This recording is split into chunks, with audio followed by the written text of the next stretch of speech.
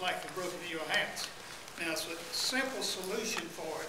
You cut out all the freebies, all the free school, all the free medical, and so forth, and most of them go back home. You know, again, having been in the community that, you know, and I'm not against immigration if you come in legally. Right. No, I understand. I know exactly where you're coming from. It's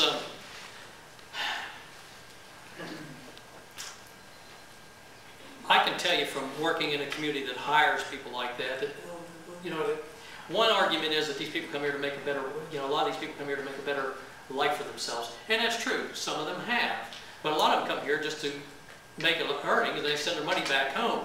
I have met people who have been here 3 and 4 years working 2 jobs, and their wife and kids are back home in Mexico, growing up and moving on, and they're sending their money home. And they make a sacrifice, and those people I have a lot of empathy for.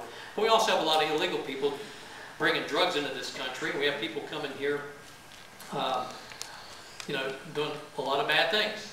And what I would advise or suggest you do and ask you to do is, I can't remember his name, but there was a U.S. congressman, and he was promoting an idea which I think is a very, very good start. It was called the red card solution. Is anybody familiar with that? Nobody? Okay, well, I wish I could remember his congressman. You know, well, Google that. Look for the red card solution. And what it basically does is it says we have to acknowledge the fact not everybody's here because they intend to stay here. Not everybody's here because they want to assimilate into the American culture. They're here for the money, and they're going to go back home.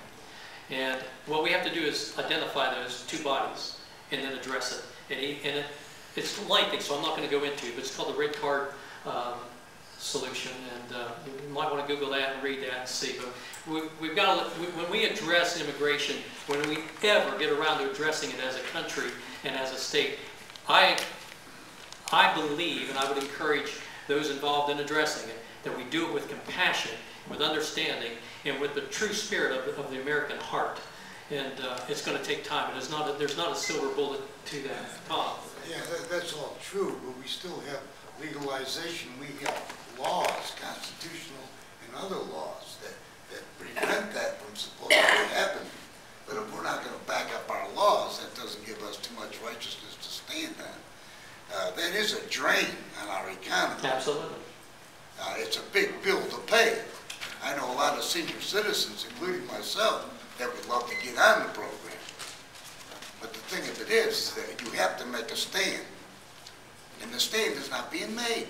Well, but again, Tom, I think the stand has to start with closing the border. You know, you can't be sending people back when you're out catching somebody and they're coming back in again. It's a revolving door.